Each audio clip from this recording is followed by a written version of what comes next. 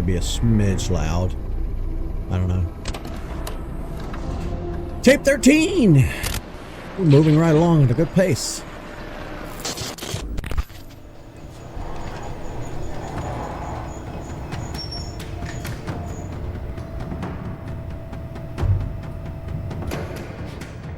Hurry, Muldoon, hurry!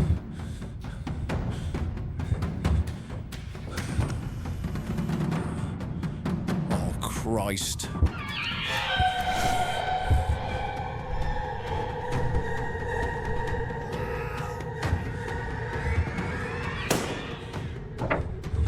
It's a good shot. God damn it. Missed. Oh, he missed. Never mind. Oh, God. No.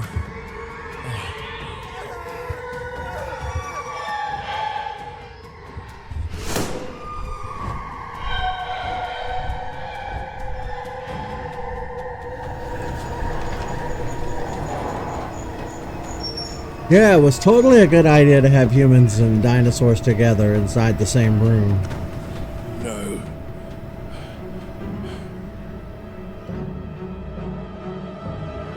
His name was Mendez, maintenance tech. Good worker by all accounts. Up on the scaffolding, running a routine check on the upper supports. That's when they came at him. Pterosaurs, fast and silent, dive-bombed him in quick succession. Not random either, coordinated. Knocked him down some 50, 60 feet onto the boulders below. By the time anyone got to him, it was already over. That's the danger with aerial predators. No warning, no perimeter, no safe ground.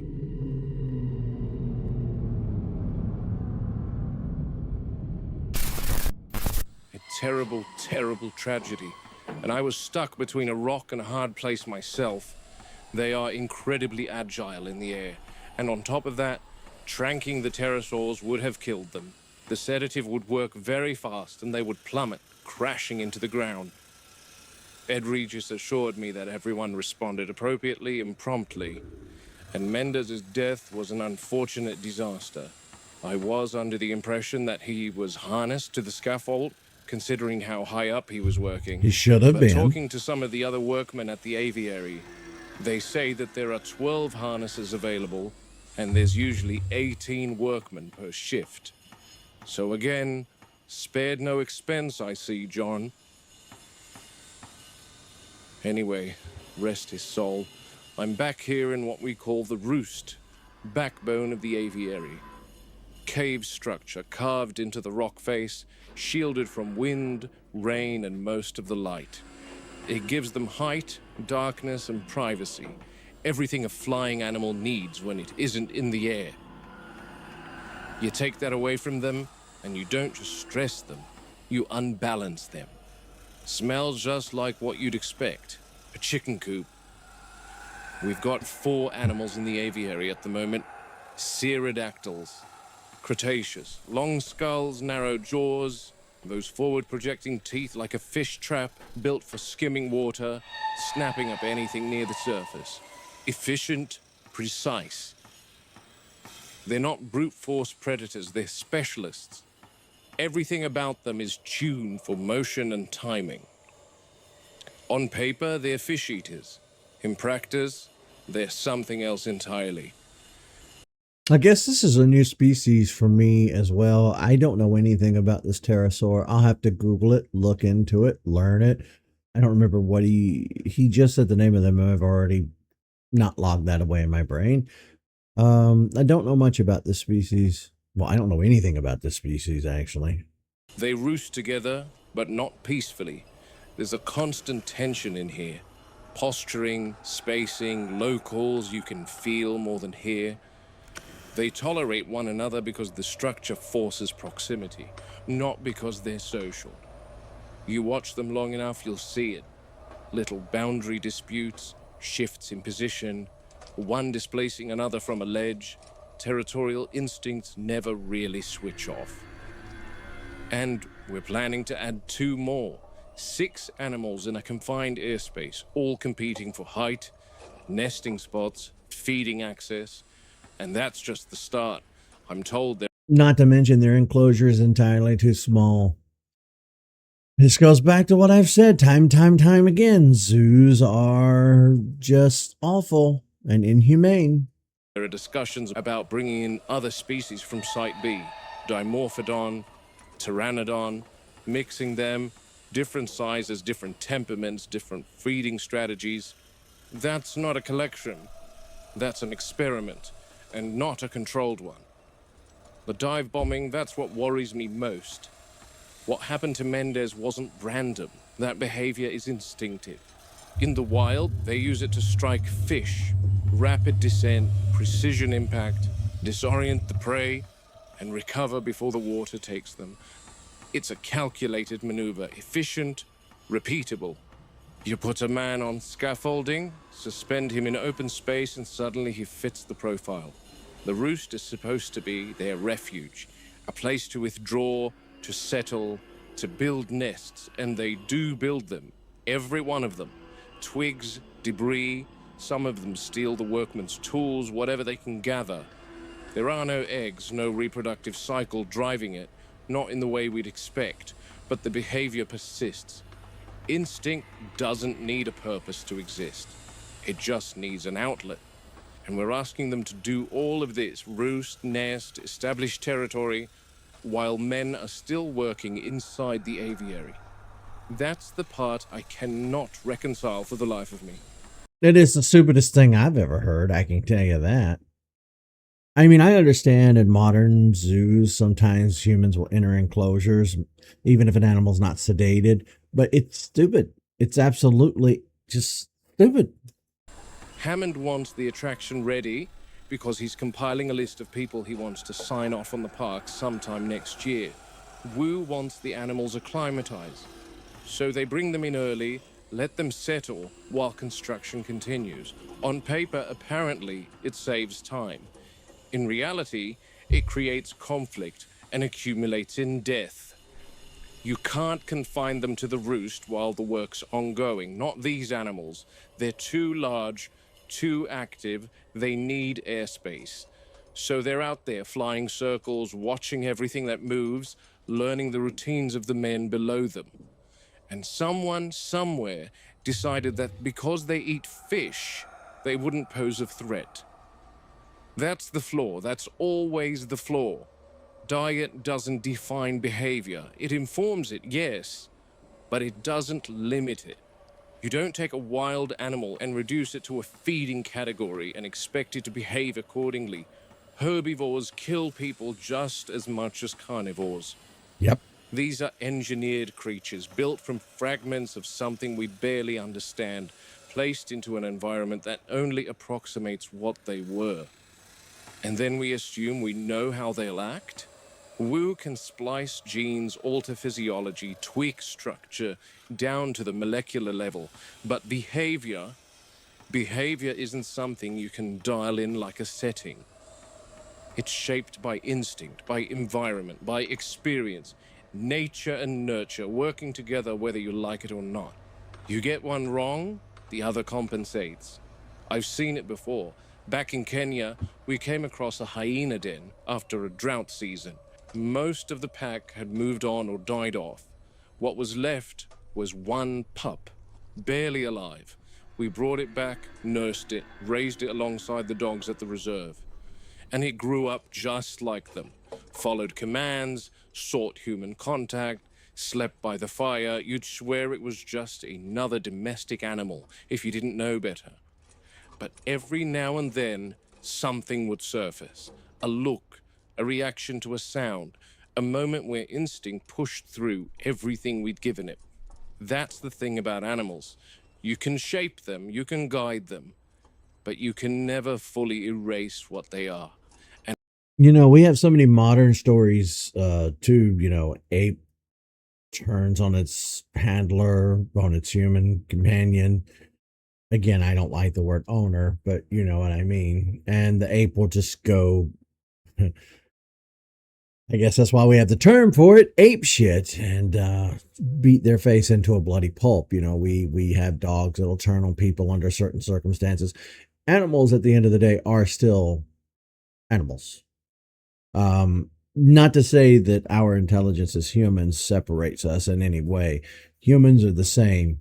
That's how you end up with those stories of today on 10 o'clock news. Learn the story of Albert from next door who turned on his family and murdered them all.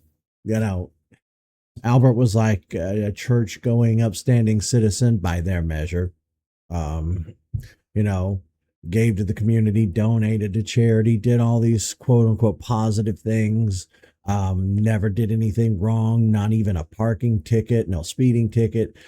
Dotted all his I's, crossed all his T's, was a perfect, shining, exemplary example of a model citizen. And then one day at 43, he just snaps and murdered his entire family in the most heinous, bloody way possible. It's not just animals. Humans do it too. To fully expect that something is going to behave 100% as you assume it will is stupid. I assume anybody anywhere can snap at any time, human, animal, or not. We have our pets. We cuddle with our cats, our dogs, and so on and so forth. And 99% of the time, that's fine. 99% of the time, our animals are never going to turn on us. But like Muldoon just said, these animals this is not your house cat. This is not your dog. These are ancient animals that we know nothing about. Not to mention, they're not even completely intact as they were 65 million years ago. They are an amalgamation, something that's been cooked up in the lab, something that's had the holes in the DNA, mixed in and filled with other animals. You have no idea how these animals are going to behave. And in the last tape, when he said that Hammond insisted that the humans be in the enclosures with the animals and work alongside them, Hammond's probably thinking, oh, it'll help the humans, it'll help the animals trust the humans, and so on and so forth. That doesn't work. Again, this is not a puppy you're trying to train. You're talking about very large animals. Even like Muldoon said, with the herbivores, they might not mean to hurt you, but their sheer size alone, all it takes is one wrong step. Brush up against them when they're walking or moving. A sneeze, a muscle spasm, anything could send you to the ground and hurt you, if not kill you.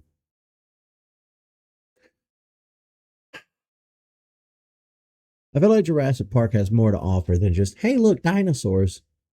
It's like the biggest, largest, most cautionary tale of all time against human hubris, honestly. And out here, we're not just dealing with what they are, we're dealing with what we've made them into without fully understanding the difference. And that's the other danger with cloning. You're not recreating something known. You're guessing at a living system and hoping it behaves the way you expect. Every time we guess wrong out here, it's not a theory that fails. It's a person who pays for it.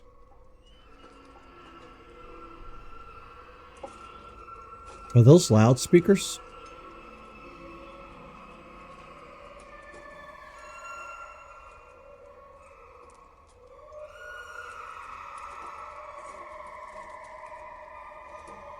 Do I hear monkeys?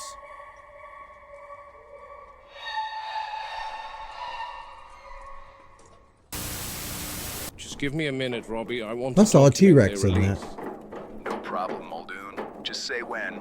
Thanks. I'm currently within the marine... All over in the marine. Yeah, I saw a T-Rex in that screen cut. Back in.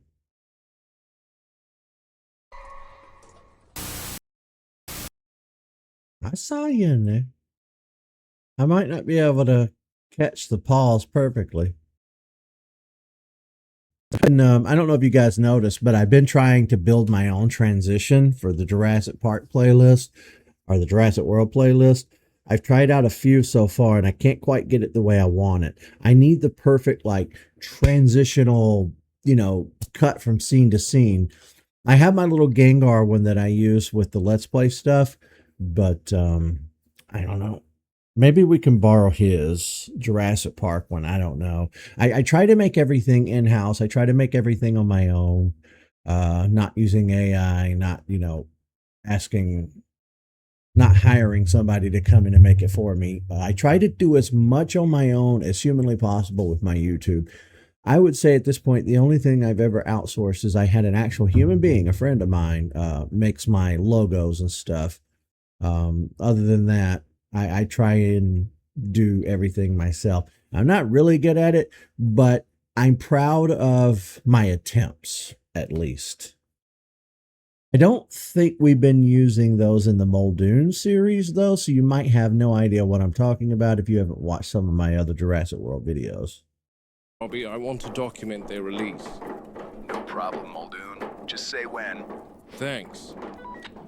I'm currently within the marine reptiles walkthrough under the aviary. This tank on the right is part of that exhibit, and this one on the left is not.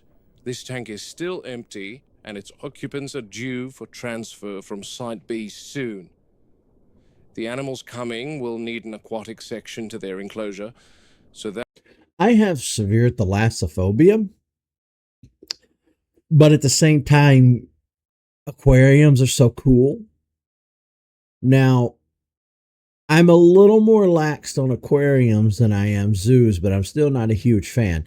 Like, here's the thing, keeping a tiny little fish in an aquarium this size, I mean, a small fish, I'm kind of okay with that at the end of the day. Keeping a whale or a dolphin or a shark in captivity, that I'm not as okay with. That I do still tend to have a problem with. It's for me, it's always about the comfort of the animal. It's about how big its territory is.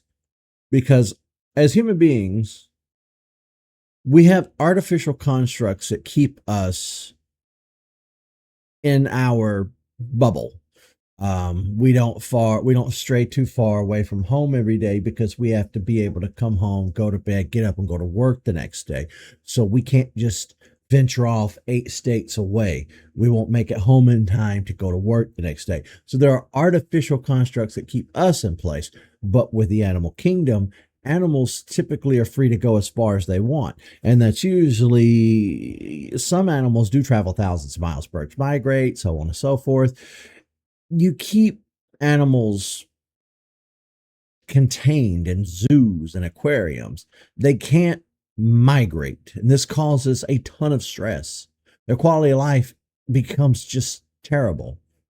And that, again, just keeping animals in small enclosures already bothers me, but you add on top of that the fact that they can't migrate or travel at will, it becomes a living nightmare for them, which bothers me greatly at the end of the day. that's where they'll be going, even though they aren't marine reptiles. Visibility's good, glass is clean, no particulate in the water.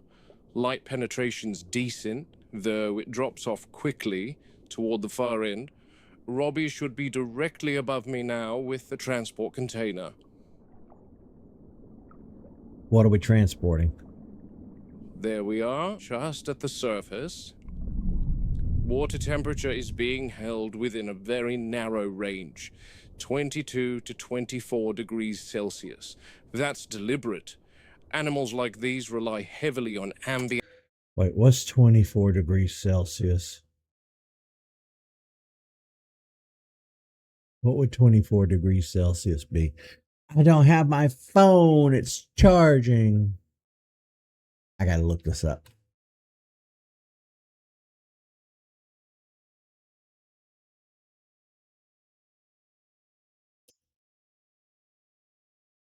$75. Hey. Yeah, that's not that bad. Sounds nice, actually. Temperature to regulate their internal processes. Too cold and their metabolism slows, digestion stalls, muscle response drops off, they become lethargic. Too warm, and you get the opposite. Elevated metabolic demand, oxygen consumption spikes, stress levels increase. In a closed system like this, that can kill them quicker than anything else. There's also oxygen saturation to consider. Warmer water holds less dissolved oxygen. So if the temperature drifts too high, you're not just stressing them, you're literally suffocating them, slowly without realizing it. At this stage, they don't have the reserves to compensate. Temperature control isn't comfort, it's survival. That's what all these control systems are in place for. Go That's a for it, lot. Robbie. Yep. Robbie's opening the container now. There we go. 3 juvenile plesiosaurs, roughly a meter in length, still very young. At this stage, they're vulnerable, not just to each other, but to the environment itself. Look at them Flippers go. engaging immediately, no disorientation, that's what we like to see. They're fast. Already grouping. They're staying mid-water, orienting themselves. That third one is a little zippy. That's the acclimatization phase. They're mapping the space. Depth, boundaries, light gradients, every movement is information. No signs of distress, no surface gasping. It's interesting they're circling together. Could be early stage grouping behavior, or just mutual orientation in an unfamiliar environment. Hard to say at this stage. But it's a good sign, means they're thinking, not panicking. They'll take a few hours to fully settle. For now, they're alive, stable, and adapting. That's about as much as you can ask for on day one.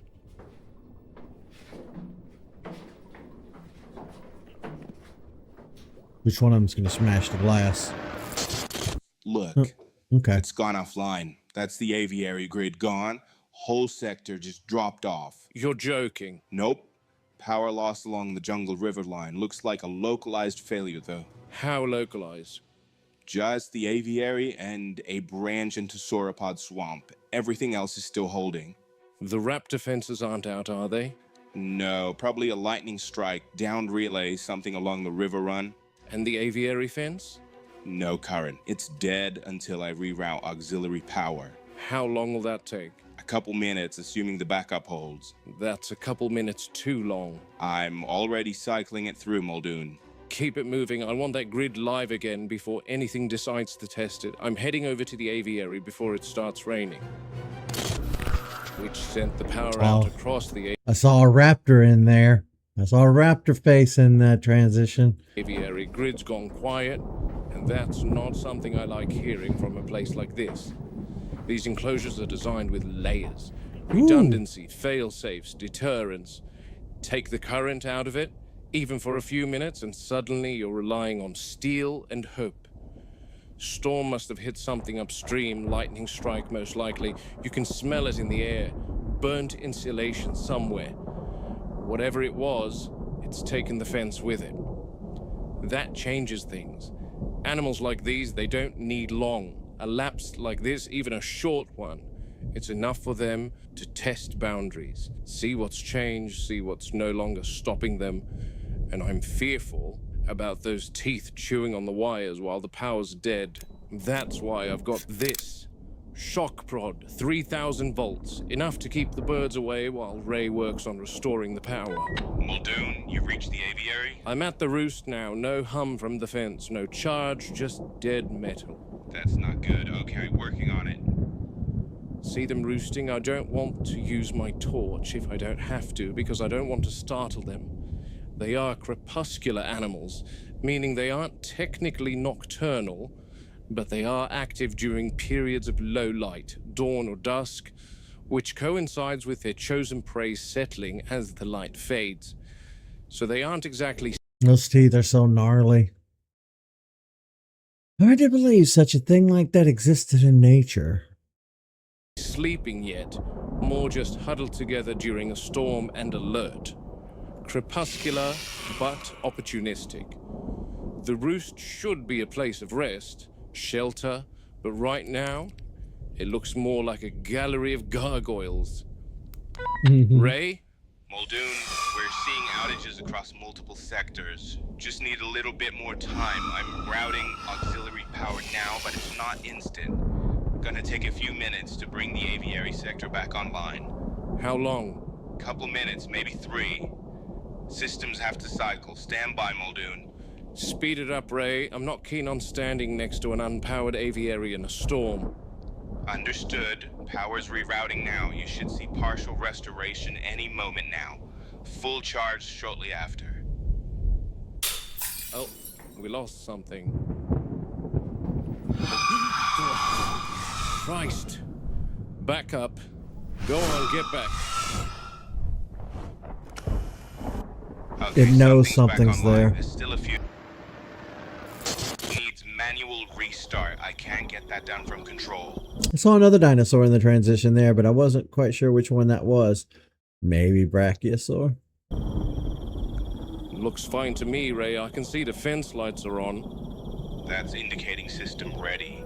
There's an electrical substation near the aviary. I can talk you through it. You're going to have to. This is not my area of expertise. Don't worry, it's easy. Where's the substation? Turn left. You'll see a path. Follow the path.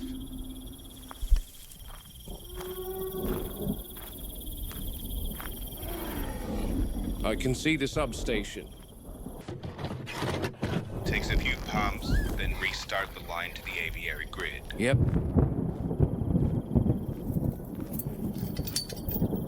Hey, is this fuse box supposed to be open? I can smell burnt meat.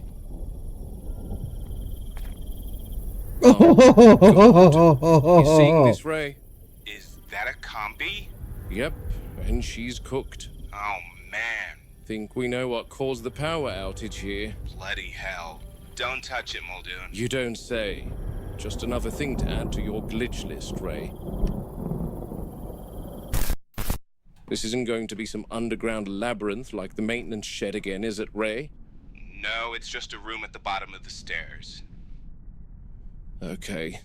Going down.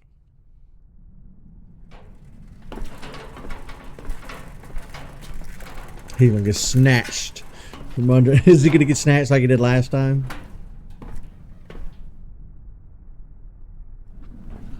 Quick check beneath the stairs. All clear.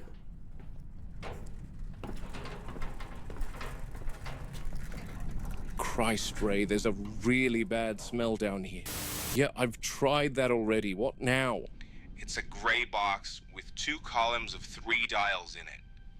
Christ, give me a second.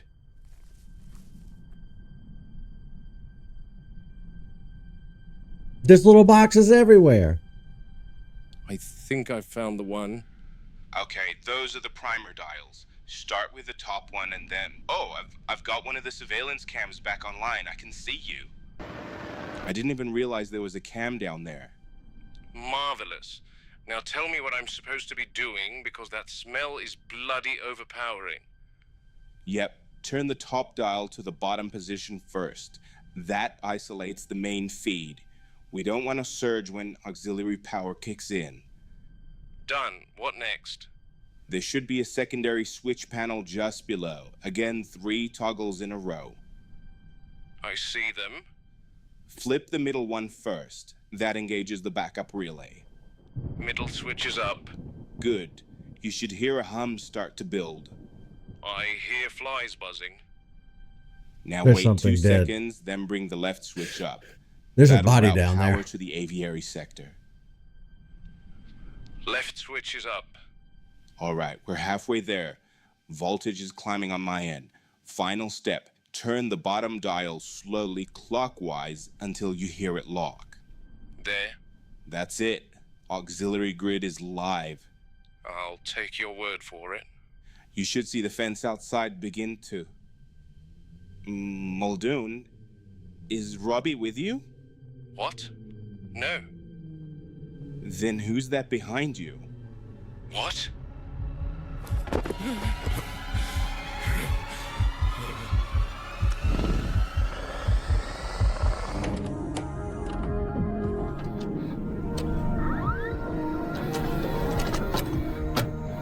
Whoa! Things have escalated. These raptors are living down here.